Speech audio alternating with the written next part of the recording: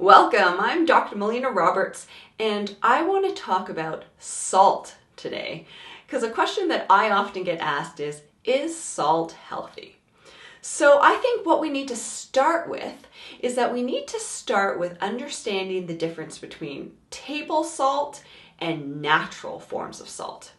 So table salt is made up of mostly sodium chloride. It's chemically produced.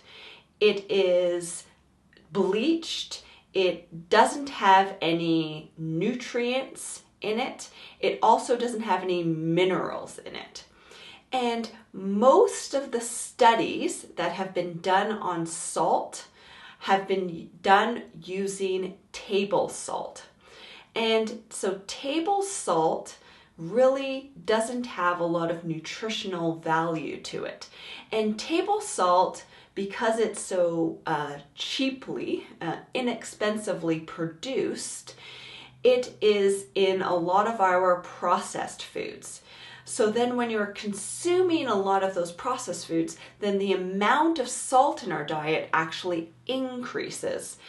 So there's a number of studies done on the ill effects or the harmful effects on salt on our human health, and they're related to things like hypertension, so high blood pressure, and water retention and edema.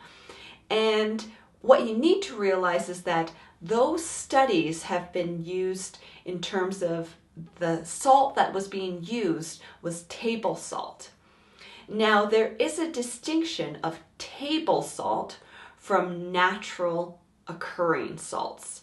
So those natural occurring salts will also have some nutrients in part of their composition. They are usually mostly made of sodium chloride, but they'll also have nutrients, and they'll also have a great number of trace minerals. So typically when they're looking at those natural forms of salt, they will have between 80 and 90 trace minerals.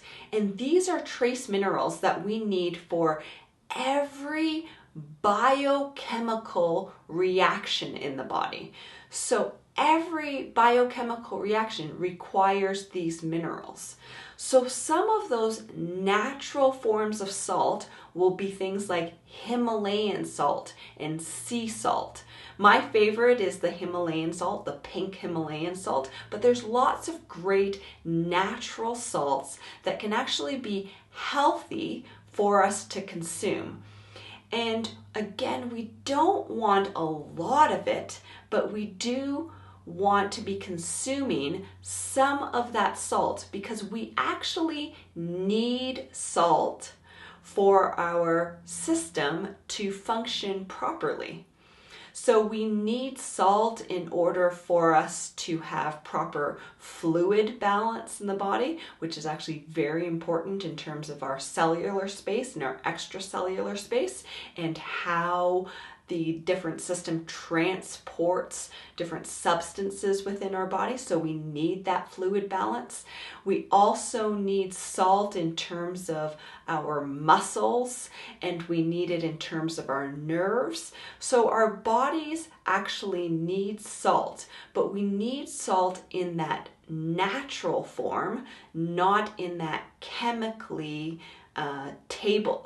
form of salt, which is that table salt. So we need to be able to decipher them. So we need small amounts of that natural form of salt, and typically for most people that falls around 1 teaspoon of those natural salts, and I'm partial to liking the pink Himalayan salts. I think that one's the most nutrient dense type of salt, but adding that to what we're eating, adding that to our bodies will actually help our bodies to be able to function better. And we can even use those in cases of hypertension.